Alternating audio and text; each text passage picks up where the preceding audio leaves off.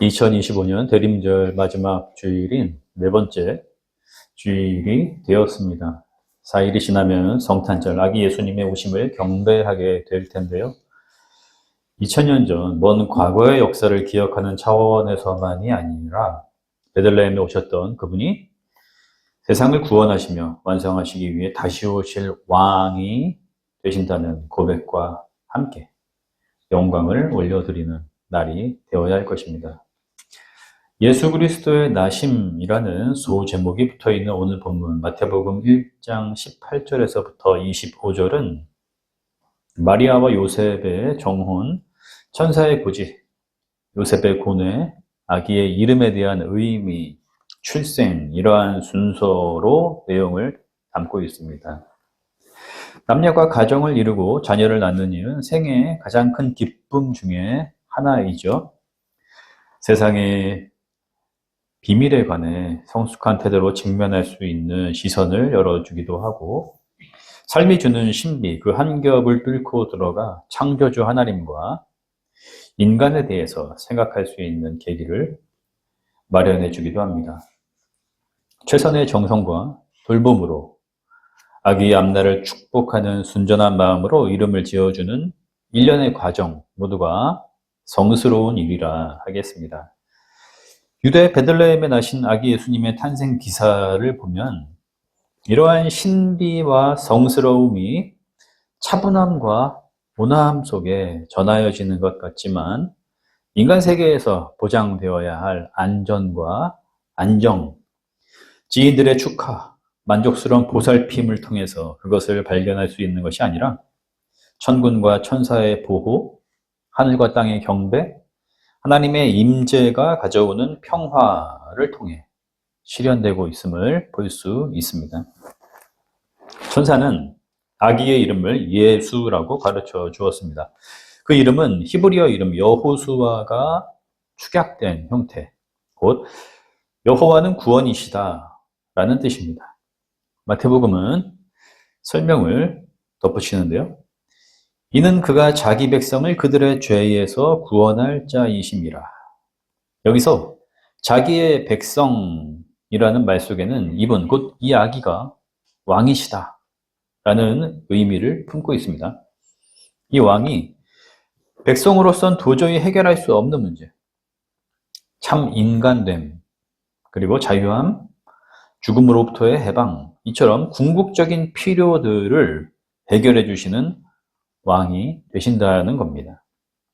이러한 총체적 문제 해결을 구원이라는 말로 바꾸어 쓸 수 있는 것이죠. 어떻게 가능한 것일까요? 이스라엘이 주로 고백하는 야훼 하나님이 자신을 그렇게 정의하셨고 또한 구원의 성취를 약속하셨기 때문입니다. 출애굽을 지휘한 모세는 우리를 이끄시는 당신은 누구십니까? 제가 백성에게 어떻게 소개를 해야 합니까? 이렇게 물었습니다. 하나님은 출애굽기 3장에서 이런 답을 주시죠. 나는 스스로 있는 자이다. 이 말은 하나님은 인간이 생각해낼 수 있는 어떠한 대상이 아니며 모든 것의 근원, 생명 자체이다. 이러한 의미입니다. 시편 146편 3절에 도울 힘이 없는 인생을 의지하지 말라. 지혜자의 금언이 있는데요. 인간의 창조주이시면서 우주와 역사를 주관하시는 분이 하나님이시기 때문에 인간은 하나님의 말씀과 약속을 신뢰할 수 있는 것입니다. 하나님은 이스라엘과 계약을 맺으시고 그 계약을 신실하게 이행하십니다. 모세를 통하여 주신 약속으로서의 계약. 아니 어쩌면은 그 이전 첫사람 아담과 하와의 때부터 마음에 들려주신 내용으로서의 계약은 이것이었습니다. 나는 너희의 하나님이 되고 너희는 나의 백성이 되리라. 그런데 이스라엘은 패역한 민족, 목이 곧고 뻣뻣한 사람들, 포로기를 지나오면서 갱생의 기회를 얻었지만 이전의 생활로 돌아가 버리고 말았습니다. 하나님을 왕으로 섬기기에는 부족한 백성이죠. 그러나 하나님은 자신이 다윗 혈통의 한 아기, 백성의 한 사람으로 오셔서 같이 더불어 살아가는 왕, 치유하시고 도와주시는 구원의 왕, 영원한 생명을 주시는 왕이 되셔서 계약을 성취하셨습니다. 이러한 왕이 어떠한 분이신가에 대하여는 이미 700년 전 구약 예언자 이사야의 본문 9장 6절에서부터 7절을 통해서 예고가 되었습니다. 이는 한 아기가 우리에게 낳고 한 아들을 우리에게 주신 바 되었는데 그의 어깨에는 정사를 메었고 그의 이름은 기묘자라 모사라 전능하신 하나님이라 영존하시는 아버지라 평강의 왕이라 할 것입니다. 그 정사와 평강의 더함이 무궁하며 또 다윗의 왕좌와 그의 나라에 군림하여 그 나라를 굳게 세우고 지금 이후로 영원히 정의와 공의로 그것을 보존하실 것이라. 만군의 여호와의 열심히 이를 이루시리라. 아멘. 그분은 정사, 곧 세상을 하나님의 나라로 통치하시는 분이 되신다는 겁니다. 세상을 자신의 뜻대로 좌지우지하려고 하는 권력자들, 종교적인 권위를 내세워서 신을 대리하고자 하는 인간의 탐욕을 무너뜨리시고 정의의 통치를 실현하시는 분이시죠. 세상은 그 날의 도래를 향하여서 계속 나아가고 있으며 마지막 때에 그분의 나라, 곧 정사는 안전하게 현실이 될 것입니다. 그분은 기묘자가 되신다는 겁니다.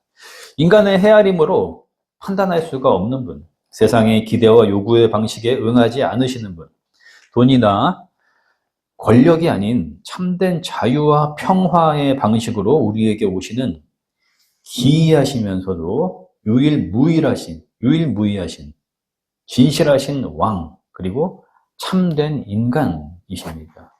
그분은 또한 모든 인간의 완전한 모사, 즉 도우시고 일으켜주시는 스승과 조언자, 구원자가 되신다는 겁니다. 삶의 어려움과 두려운 미래를 어느 인생에게 의지하거나 맡길 수가 있겠습니까? 어느 위대한 철학자, 수행자가 죽음의 문제를 해결할 수가 있겠습니까? 인간에게 있어 모든 삶의 과정과 마지막 순간까지 유일하게 참된 도움을 주시는 분은 오직 예수 그리스도 뿐이십니다. 그분은 곧 전능하신 하나님이십니다. 육신을 입고 자신의 백성에게 임하신 왕, 전능하심을 통해 완전한 구원을 주시는 분, 예수 그리스도이십니다.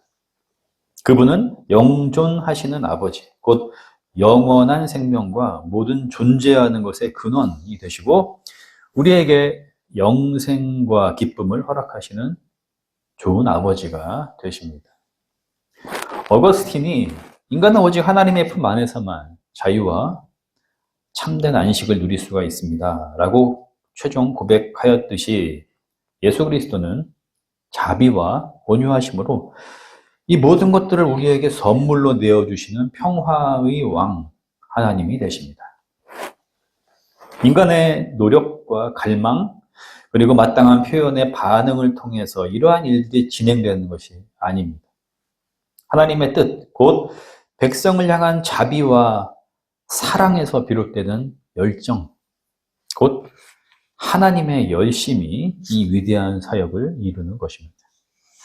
천사는 아기의 이름을 예수라고 고지하면서 동시에 그 아기의 이름이 구약 이사야서 7장 14절에서 예언하고 있는 구원자로서의 다음과 같은 이름과 같다라는 소식을 함께 전하였습니다. 이 아기가 누구인지 그 정체가 이 두 이름 안에 담겨져 있다는 것이죠. 바로 임마누엘입니다. 1장 23절입니다. 보라, 처녀가 잉태하여 아들을 낳을 것이요 그의 이름은 임마누엘이라 하리라 하셨으니 이를 번역한즉 하나님이 우리와 함께 계시다 함이라. 마리아의 동정녀 탄생은 처녀가 잉태하여라는 말과 맞아 떨어지죠. 다른 관점에서도 이를 해석할 수 있는데요. 이스라엘은 구약에서 종종 처녀로 언급되곤 했습니다. 아모스 5장 2절 처녀 이스라엘이 엎드러졌으며 다시 일어나지 못하리로다.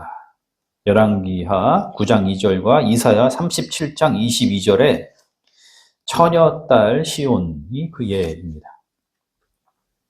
이러한 관점에서 볼 때에 두 가지 차원으로 그 의미를 가늠하는 것도 가능할 것 같습니다. 하나님이 이스라엘 사람을 통해서 잉태, 곧 육신을 입은 모습으로 오셔서 함께 하시겠다는 거죠.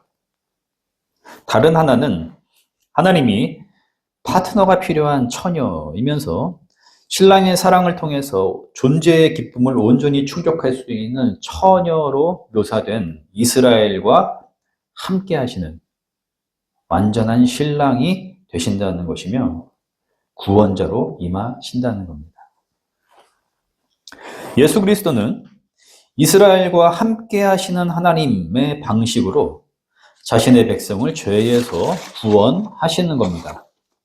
구원은 인간과 인간 사이에서 쓸 수가 없는 단어이죠. 인간은 창조주이신 하나님과 함께 있음을 통하여 구원을 경험할 수 있는 것입니다. 하나님은 모든 것의 근원이시기 때문에 함께 계심은 모든 결핍의 채움이 되는 것이고 구속으로부터의 해방이 됩니다. 인간은 그 이상 너머를 생각할 수 없습니다. 주님의 탄생 기사를 임마누엘의 관점에서 바라보게 될 때에 우리는 큰 위로와 기쁨을, 참된 조언과 평화를 발견하게 될 것입니다.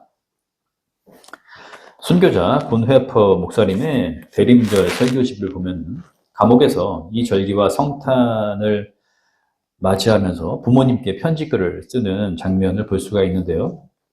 16세기에 독일 화가 알브레이트 알트도르퍼의 예수의 탄생, 이 그림에 대해서 언급하는 부분이 나옵니다. 이러한 의미가 담긴 내용이었습니다. 말 구유가 아닌 도시의 폐허, 그 잔해 가운데에서 아기 예수님의 태어나심을 그린 이 화가는 당대에는 상상할 수 없는 발상이었지만 그것은 마치 오늘 이 시대 폭력으로 얼룩진 나치 독일의 현실에서 잉태되시는 주님을 보여주는 것 같습니다. 이 그림을 실제 보면은 정말 이상하게도 그 배경이 우리가 상상할 수 있는 공간이 아니라 전쟁터의 한 복판 같은 어둡고 쓸쓸한 도시 한 구석, 그곳에 침대에 누이신 아기 예수님과 마리아를 발견하게 됩니다. 그 옆에는 요셉으로 보기에는 나이가 많아 보이면서 도시를 향하여 얼굴을 치켜 세우고 있는 한 남성이 서 있는 것을 볼 수가 있고요. 침대 옆을 지키고 있는 작은 천사의 모습도 그려져 있습니다. 어린 마리아는 천사의 고지에 순종으로 응답했지만 그녀의 미래는 현실적으로 한 치 앞도 보이지 않을 정도로 막막한 상황이었을 겁니다. 요셉도 마찬가지였겠죠. 율법적 열심을 계명에 대한 철저한 시행으로 받아들였다면은 정원한 마리아를 매몰차게 대해야 했겠지만 하나님 보시기에 의로운 사람이었던 요셉은 부끄러움을 주지 않으려고 가만히 끊고자 하였습니다. 내면의 동요, 둘 사이 관계에 닥친 감당하기 어려운 정황을 마리아와 요셉 둘 다 뚫고 나아갈 삶의 연륜과 힘이 없었을 것입니다. 하나님이 태중과 아기 예수님의 모습으로 마리아와 함께 계셨기 때문에 그녀는 그 시간들을 지나갈 수 있었고 하나님의 아들을 잉태하고서 키우는 기쁨을 누리게 됩니다. 임마누엘의 섭리이죠. 요셉은 하나님의 사신 천사의 해명을 들음으로써 마리아를 통해 오시는 주님을 맞이할 수가 있었고 앞으로 나아갈 삶의 방향을 바라보면서 그 길로 향할 수가 있었습니다. 이집트로 떠나게 되는 피난의 여정에서도 이후 나사렛에서의 생활에서도 요셉은 흔들리지 않고 함께 하시는 하나님이신 예수 그리스도를 통하여서 삶의 풍성함과 신비를 맛볼 수 있었을 것입니다. 임마누엘의 섭리이죠.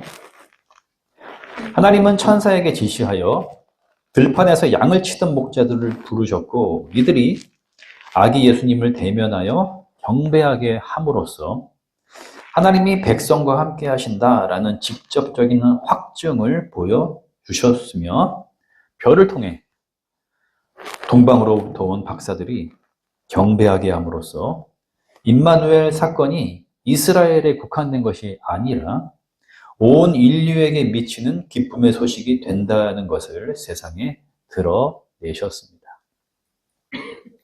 오늘 우리도 성경을 통해 교회의 선포를 통해 이 절기, 기쁨의 소식과 함께 오시는 아기 예수님의 구유 앞으로 나아갈 수 있고 그 앞에 무릎을 꿇어 경배할 수 있습니다. 그 모습이 진실한지 아닌지는 본인만이 판단할 수 있으며 그분이 진정 우리의 모사가 되시며 전능하신 하나님이 되시고 영원한 생명과 평화를 주시는 왕이 되신다는 고백이 삶의 중심에서부터 우러나오는 것인지 아닌지의 여부, 그 진정성에 대해서는 스스로만 감지할 수 있을 뿐입니다. 세상의 권력자들은 예수 그리스도께 정사, 곧 통치권을 주려고 하지 않으며 바쁜 현대인들, 일상의 과몰입에 떨어져서 정보와 뉴스와 인정받음과 돈벌이에 삶을 소진하고 있는 많은 사람들은 시간과 정성을 들여서 그 앞에 서는 일에 피로감을 느끼거나 그 일을 무가치하다고 여길 것입니다. 교회에 다니는 이들 가운데에서도 4시간, 내가 잠깐 내어서 아기 예수님을 보고 빨리 내 할 일 하러 가기에 바쁜 사람들이 많지 않을까요?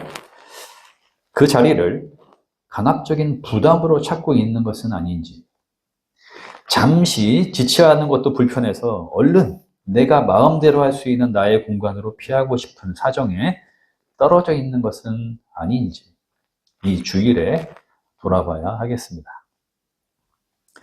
아기 예수님이 계신 구유로 나아오는 발걸음은 자발적이어야 하며 우리를 위하시고 사랑하시는 하나님과 함께 있기를 찾고 구하는 심령, 곧 영혼의 갈망에서 비롯된 걸음이 되어야 할 것입니다. 한 아기가 우리에게 낳고 한 아들을 우리에게 주셨습니다. 그분은 우리를 위하여 오신 참 인간, 우리를 구원하시는 참 하나님이신 예수 그리스도이십니다. 아멘.